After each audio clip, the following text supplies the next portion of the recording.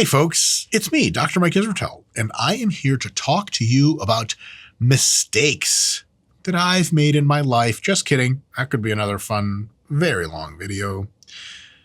Intermediate training mistakes. If you've been training for 3 to 6 years or so, relatively diligently with weights, what sorts of mistakes are common to make? And if you're a beginner watching this, or if you're an intermediate watching this, if you're an advanced person who coaches intermediates watching this, there could be some gems in here that you could avoid, and it'd be really awesome, because then you could do a good job at coaching people and at coaching yourself without making these mistakes. So what are they? I have 6 that make the list. The first one is very, very ultra common, and it is kind of almost everyone makes this at some point when they transition from being a beginner to an intermediate.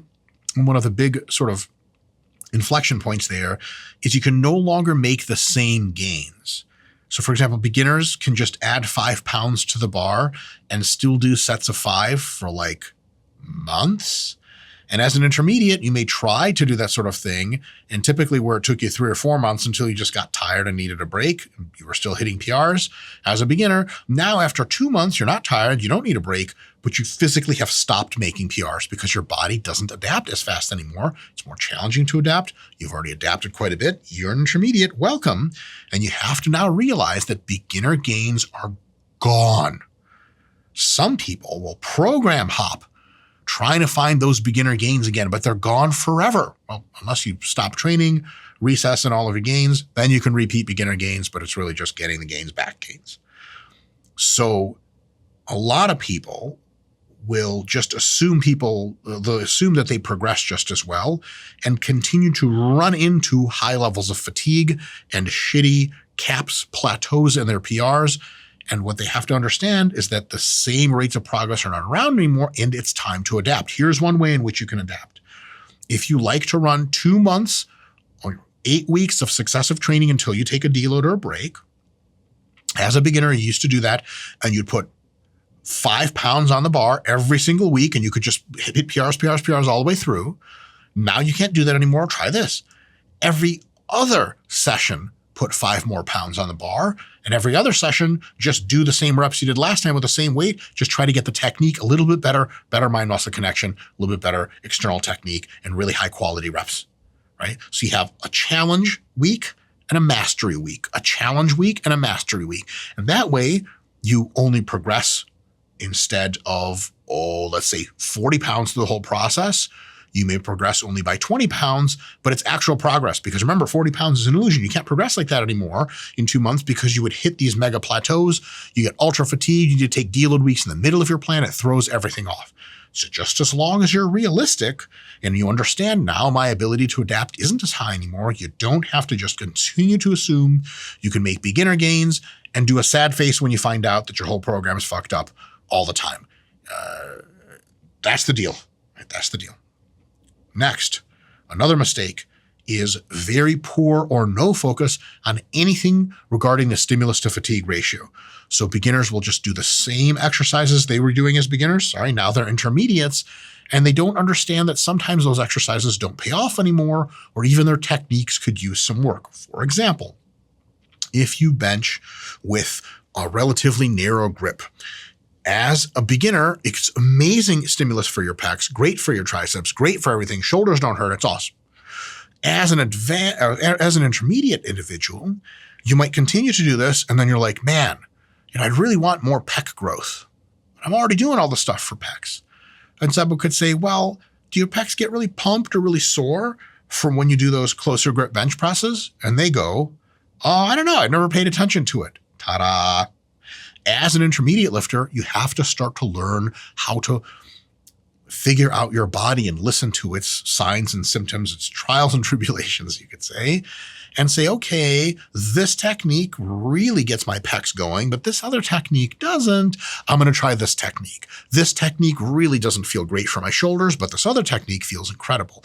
That way you start to alter your techniques, even alter some exercise selections, alter some rep ranges, so that the amount of muscle stimulus you get is awesome, high stimulus, and a low fatigue, especially your joints and connective tissues. This is something you have to start paying attention to because it's worthwhile for you now, As a beginner, every exercise, everything, every rep range is all right answers. It's not all right answers anymore. Some of them are wrong answers. You have to find the right ones by listening to your body. Number 3, sticking to limited exercise numbers. This especially is true if you come from a beginner culture of very limited exercises. Now, just generally pretty good beginner culture because you don't need that many exercises to do a good job as a beginner. Also, if you constrain yourself to just a few exercises as a beginner, you can put all of your learning into just a few exercises to keep things simple for you. And it makes you a master of those few exercises. And if they're core basic exercises like squats, presses, pulls, etc., you can easily branch out and become a master of a lot of other stuff. So it's actually a good idea to do very few exercises as a beginner. Maybe you'll do 2 total exercises per muscle group for the first year that you train, right? When you train quads, it's either lunges or squats. That's it. Different rep ranges, different arrangements, sometimes not much difference. You just make gains. As an intermediate, you're going to have to realize that some exercises will start to get stale on you. The stimulus to fatigue ratio of some exercises might start to fall off. And you have to try some new exercises because they're in the gym. You're already very competent at your old exercises. They're now starting to become very stale. And all these other exercises are now good for you to use because you're an intermediate. So not only are you ready to use them because you have a great base of competency in the core basics, but you're also need to use them because all your core basics just don't work as well as they used to, right? So a lot of people could go out and try to hack squat and could leg press as intermediates or could dumbbell press instead of barbell press. And it would be great, phenomenal movements. And they should be trying them on occasion to regularly test them out to see which exercises and what techniques have really good stimulus to fatigue ratios and keep those in the rotation. Start to build up their exercise repertoire as intermediates, really learn about their bodies and which exercises are best.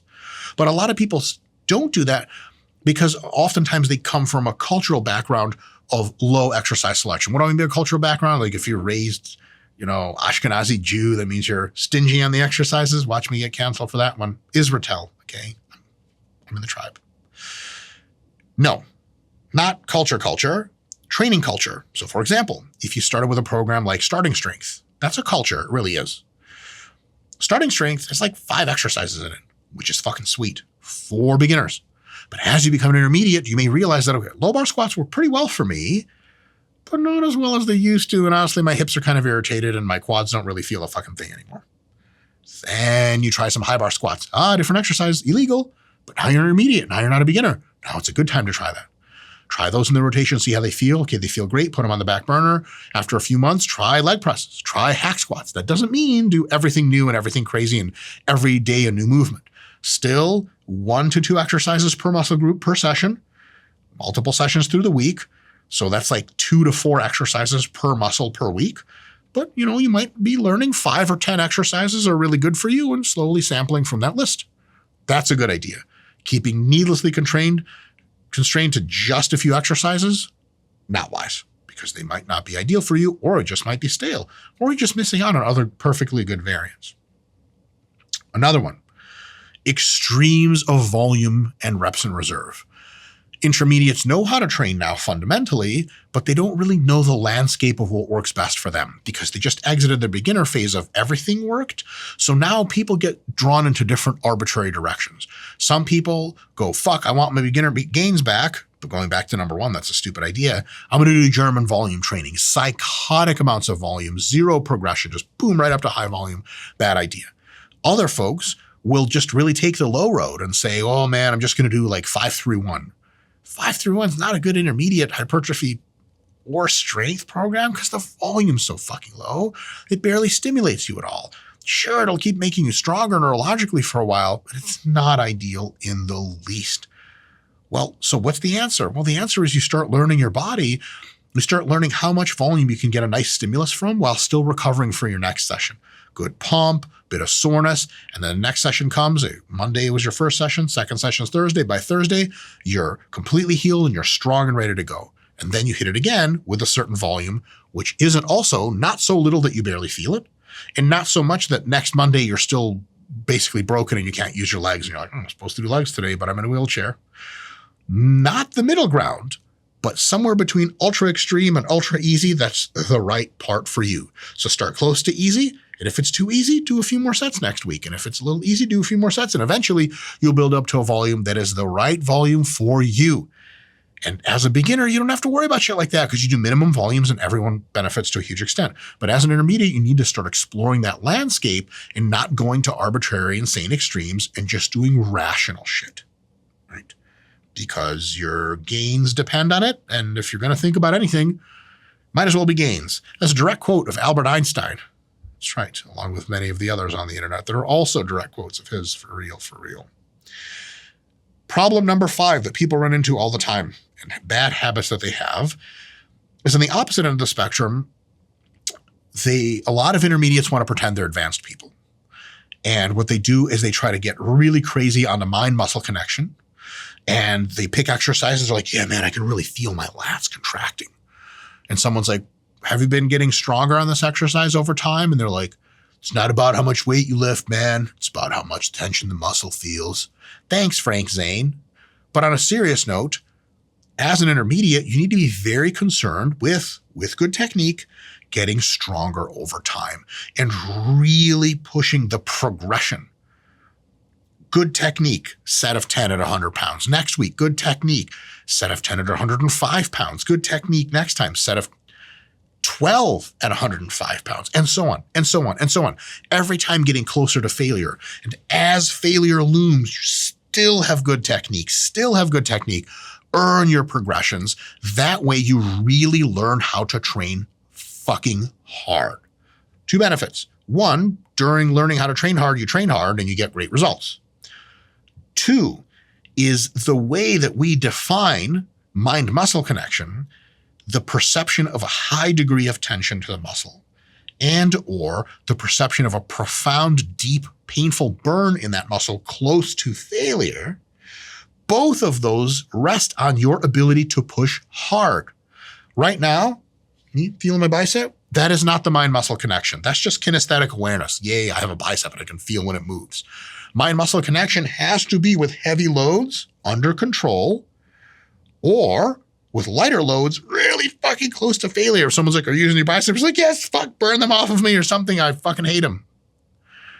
So in order to even qualify for the mind-muscle connection to be validly used, you have to learn how to train hard. And if you skip to the mind-muscle connection without learning how to train hard, all this bullshit of like, I feel my lat. No. You feel your lat contracting. That's not the fucking point. You're supposed to feel your lat with a shitload of metabolites in it or an unreal degree of tension pulling it apart every single way. That's mind muscle. And you have to do a lot of intermediate training of progression, slowly moving, unstoppable into the fire of close to failure training. That's how you learn how hard feels and how hard feels on each of your muscles. Then you can start to pay attention to mind-muscle connection and actually pick good exercises for it as opposed to bullshit where you can just feel the muscle, but it's not feel with heavy load or very close to failure because that exercise might be shitty for generating both of those. Boom. You got to earn that shit. The best analogy I have to come up with of people who pretend to have a mind-muscle connection when they're too weak and too out of touch with their bodies or have never trained hard enough to really understand what that means is me. I'll do this for you right now, actually. Watch this. Ready? I bring the old laptop and I am a hacker. Watch this. Ready? Breaching the file protocol. All right, we're in. We're in, fellas. Wait, I was just doing this in the keys randomly. Oh, it looks advanced, but I don't know what the fuck I'm doing. Just like almost all hackers in movies don't know what they're doing and they're doing random shit. And people at the gym that think they're hitting the lats with this one weird bullshit, but they've only been training for 3 years and they actually don't know how to train hard enough to hit any muscle. So if you like Pilates or whatever and you like feeling the muscles working, sweet, that's not mind-muscle connection. So fuck that. Number 6, lastly, this is a big one. As a beginner, you can do a lot of prepackaged programs where it's verbatim sets, reps, everything written out for you, cookie cutter, and you can get a great result because you're a beginner. It's not that hard to give you a great result. As an intermediate, you have to understand that now begins the era of prepackaged programs no longer being ideal. You're going to have to futz with them a little bit. You're going to have to alter them at the margins because you have a unique knowledge about yourself. You have some limitations and some very good abilities, and you have to design and tailor, even if it's a little, all programs to match your needs. So if a program says 5 sets of 5, but you know you can't recover from any more than 3 sets at your current time, do 3. If it says 5 sets of 5, but it's the last week, and you know, like, I can easily recover from more, then you do 7, right? Already changing things at the margins. This program says overhand pull-ups, but you know those just hurt your elbows. And if you do neutral grip, they don't hurt your elbows at all, and you can do a shitload of reps. The answer is neutral. A beginner, they'd probably just do what it says. But an intermediate, you have to start thinking for yourself if you want the best results. The alternative, of course, is to do the programs exactly as they're written.